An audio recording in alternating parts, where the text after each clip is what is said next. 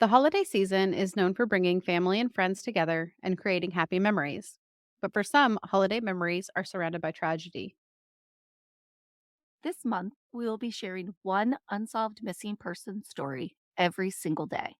We hope sharing their stories will help bring them home for the holidays.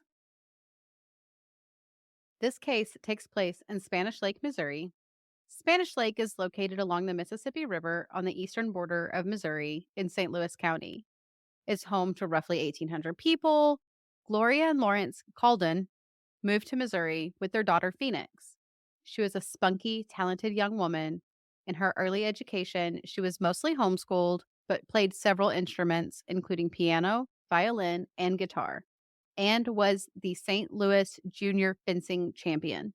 Ooh, I love the name Phoenix. It just seems like a strong female to me. I love it.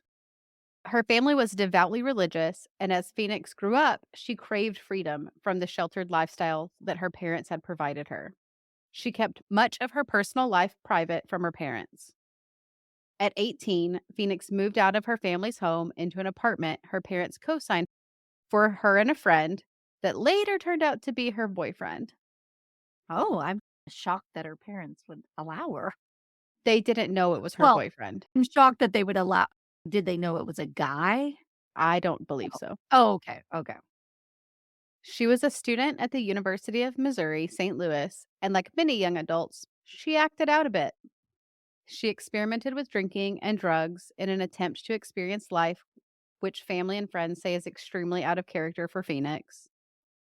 She even had a second cell phone that she paid for separately from the phone her parents provided her. I think it would be out of the norm for her because she's never had freedom. So the first taste of it, she probably wanted to experience it all. Yeah, went to the extremes, but which is completely normal.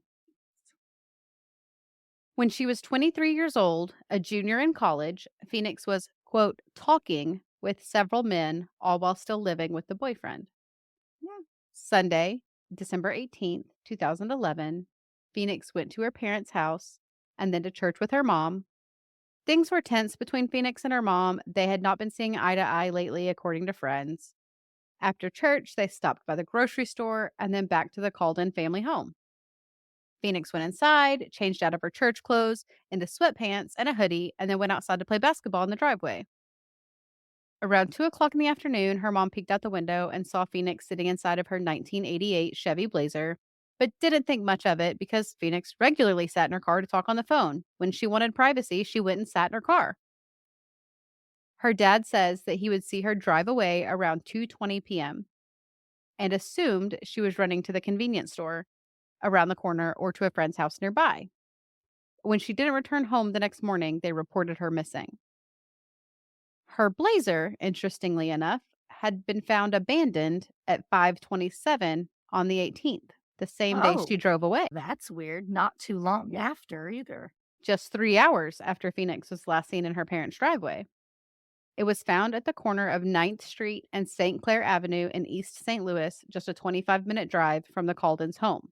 Now, East St. Louis is not known for being the safest of locations. Just going to point that out there. Okay. In initial reports, it stated that the car was still running with the driver's door open, but it was later confirmed that the ignition was off when it was discovered. Authorities listed the car as abandoned and impounded it at 6:23 p.m., but its registered owner was never notified.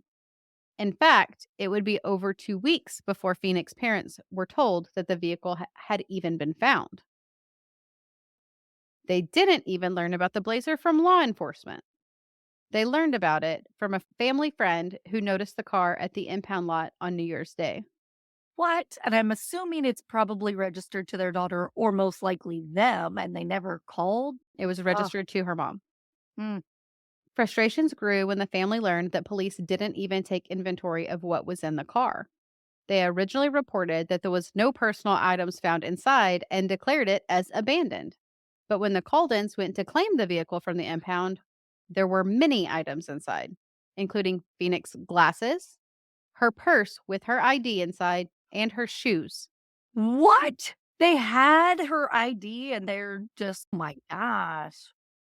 Not knowing about the car already put investigations more than 2 weeks behind. Mm, Phoenix's disappearance also received no media attention. Locals didn't even know to be on the lookout for her. How can police get leads if the locals aren't aware that someone is missing? Yet another person of color let down by media. Do you want to guess what law enforcement postulated in Phoenix's disappearance? she was a runaway. Runaway. They pushed this narrative a bit when they learned that Phoenix had not enrolled for spring courses at her university.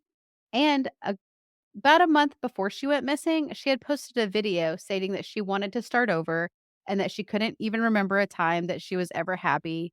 And Mm. given her strict household and then her acting out after moving out, everything pointed to her wanting to start a fresh life, Oh, according Lord. to law enforcement. Of course. It's the easiest route they can take. In 2014, a friend of Phoenix claimed to have seen her boarding a flight to Las Vegas. She said she called out her name and the woman reacted, and she was traveling with several other young women and two larger men that quote looked like they could be professional football players. End quote. This just sounds like trafficking all over it. So Phoenix's friend did not approach her given the surroundings.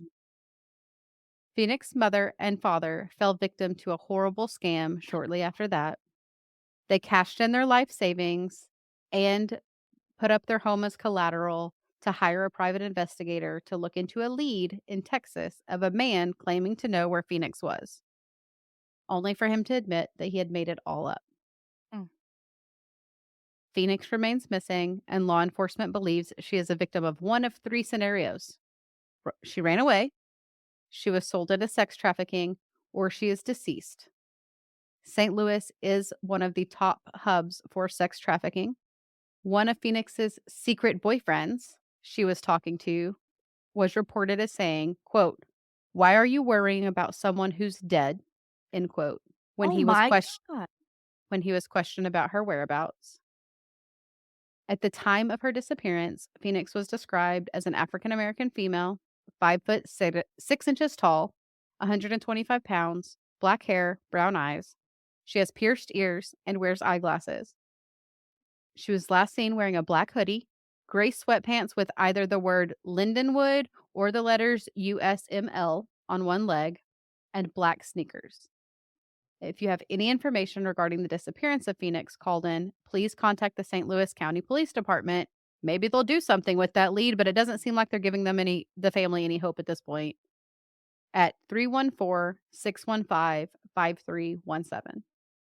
And the fact they said that, "Oh, it could be one of 3 things." Those are pretty much all the things. Like, there's nothing else. Oh, runaway, Dead. deceased, Yeah. or human trafficking? Okay, there might be one other explanation. So, you're just saying it could be anything. Yeah, That's you've what done they're saying. nothing.